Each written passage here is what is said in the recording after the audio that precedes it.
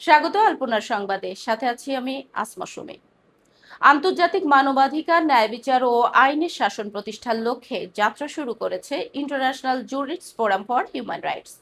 মঙ্গলবার বিকেলে রাজধানীর জাতীয় প্রেস ক্লাবে তোফাজ্জল হোসেন মানিক মিয়া হলে নবগঠিত এই সংগঠনের উদ্বোধনী অনুষ্ঠানের আয়োজন করা হয়। অনুষ্ঠানে সভাপতিত্ব করেন জাতীয় পার্টির সদস্য সচিব ব্যারিস্টার শামীম হায়দার পাটোয়ারি।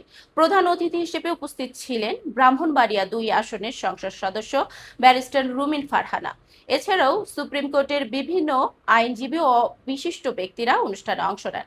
বক্তারা বলেন, নতুন এই সংগঠনের মাধ্যমে মানবাধিকার রক্ষা, সুশাসন প্রতিষ্ঠা এবং আইনের সঠিক প্রয়োগ নিশ্চিত করতে আইনজীবীরা আরও কার্যকর ভূমিকা রাখতে পারবেন।